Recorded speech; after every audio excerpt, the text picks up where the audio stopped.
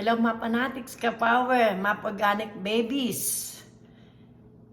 At mapala desisyon. Cooking time.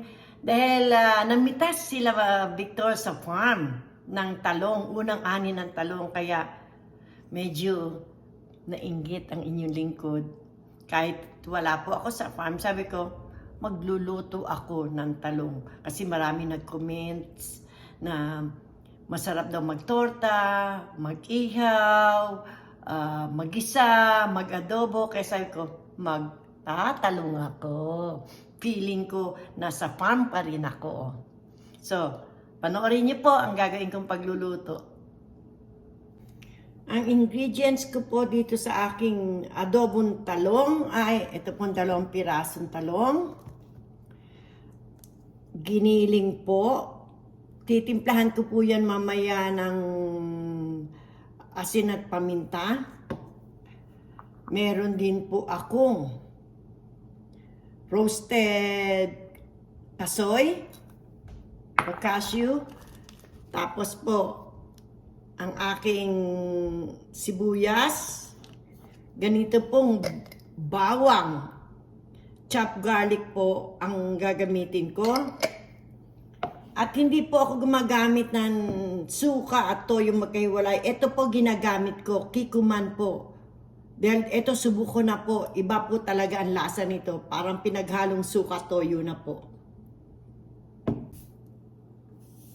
Timplahan na po natin ng giniling ng asin at paminta para sumuot ang lasa, ang flavor niya. Okay po? Ganyan, lamasin natin.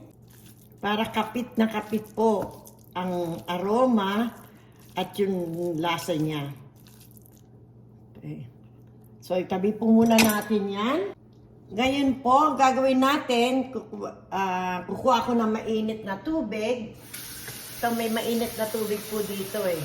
Para at least kung ano man chemical meron dito sa talong, ay maalis po.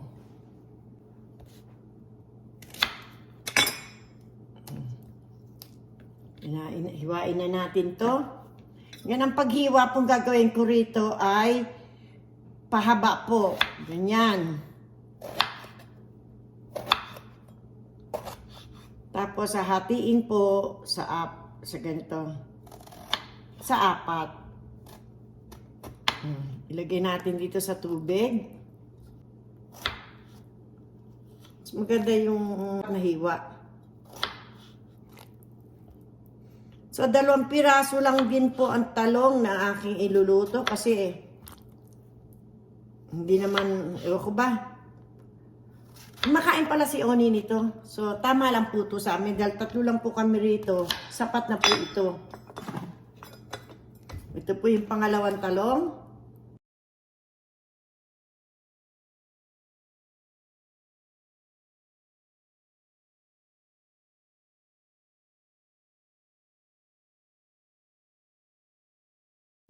So, hayaan po natin ibabad muna to dito. Ibababad ko muna. Tabi natin yan. And then, maghiwa na tayo ng sibuyas. Alala niyo po ba yung sibuyas kung nakaraan na sabi ko titipirin ko? Ito pa rin po siya, oh. O, diba? Yan, ang gagawin ko naman pong hiwa rito ay pahaba. Dahil pahaba po, ang alala kong sabi ng nanay ko, maganda raw kapag ikaw nagluluto, kung anong hiwa ng iyong laho, ang pinaka-main, ganun din daw gawin mong hiwa sa mga isasangkutsa mo. Kaya dahil pahaba ang talong, kaya eto makita nyo gagawin ko sa sibuyas, pahaba rin po.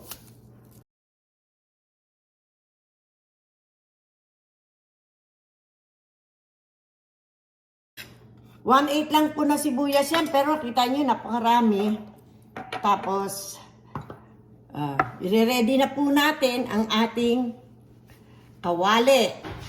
So, after po nating ibinabad ang talong sa maligamgam na tubig, i-drain po natin siya. So, ito po yung drainade na talong. Ipiprito po natin ang talong dito. Lalagay po tayo ng mantika. Ayan, dahil mainit na po siya, lagay na natin itong mga hiniwa-hiwa nating talong. Alalahanin niyo po, mainit, may galing tuto sa binabad na tubig, kaya siguradong titilamsikan yan.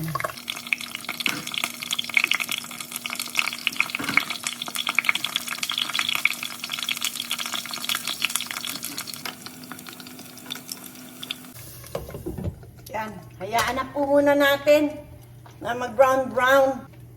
Meantime, mag-ready po tayo nito. Dahil pagkatapos natin iprito, ilalagay natin yung mga talong. Gulat ako dito para sipsipin ng paper towel yung mantika.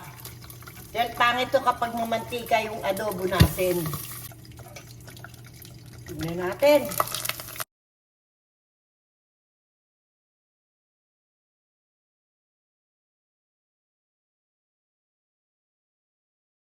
Kaya nakita niyo po, brown na yung kabilang side. Hintayin natin yung kabila po. So, pwede na po ito. Kaya gagawin natin, hangguin natin, lagay natin dito. Po. Para yung pong mantika. Gaya na sinabi ko kanina, i-absorb ng paper towel. So, ayan po siya. So, ito naman po, yung natitira, ilalagay natin.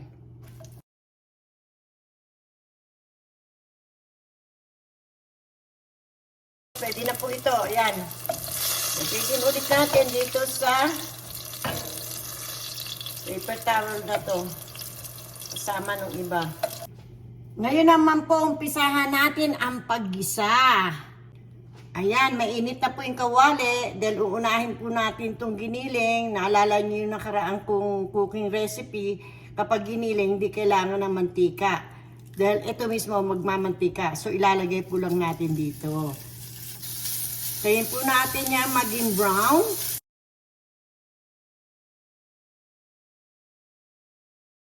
Medyo, diin na natin. Para kasi yung iba po may buo-buo para maghiwa-hiwalay at maluto talaga siya. Konti lang pong ginilingan nilagay ko rito. Kaya konti lang naman din po yung talong natin na i-adobo.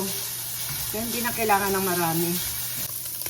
Ayan po, brown na siya. So ang gagawin po natin, tatabi po natin dito muna. Then, ngayon naman, gagawin natin ay magigisa tayo ng bawang at sibuyas. So, lalagyan natin ng konting mantika. Bawang. Tayo natin mag-brown. Kapag kasi nag-brown, maaano mo yung aroma, yung amoy. Kapag hindi po brown, walang gaanong amoy. Sisipid na po natin ang sibuyas. Ngayon po natin. Kasama ng bawang. Hintayin natin medyo maluto ng konti. Pero hindi po yung lutong-luto. Ayan, pwede na siya. So ngayon, mix na natin.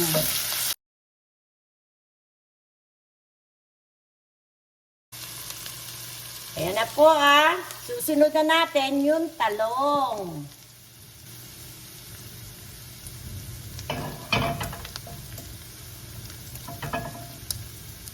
Diyan nakita niyo yung mantika andito po sa Yan ang mantika.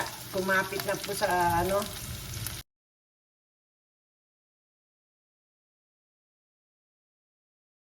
Huwag po masyadong haluin, baka madurog ang talong. Ngayon, saka ko po ilalagay itong kikuman.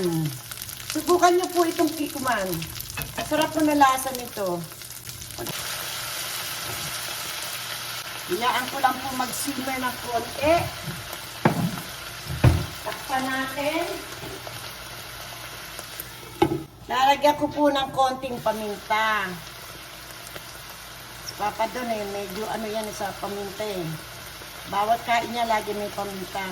Pero hindi na po kailangan ng asin dahil yung giniling kanina, meron na pong paminta at saka asin at saka ito po, kikuma na ginamit ko. Ito po yung kasoy, ilalagay ko po rito.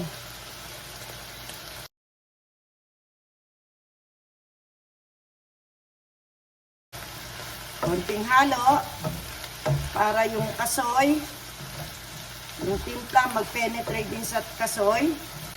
Wala lang po kasi akong dahon ng sibuyas at saka sili. Pero dahil di naman po kasi ako nakain ng maanghang, maganda sana kung lagyan ng hiniwang dahon ng sibuyas at sili to para merong kulay. Yung kulay berde o pula, ang ganda niyang tingnan kapag inihain po. Yan po ang adobo ni Madam More Power. Wala pong tubig yan hindi po haluan ng tubig. Yun lang po yun. Bago po tayo matapos, lasahan natin kung ano na itong nangyari. Wala siyang kasabaw-sabaw, Okay ka mainit. Ngayon, tikman po natin.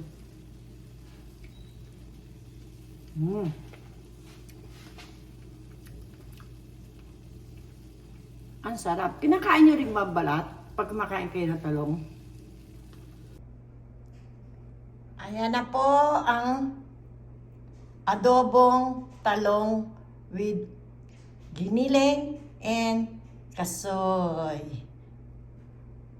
Happy meal po! Thank you for watching!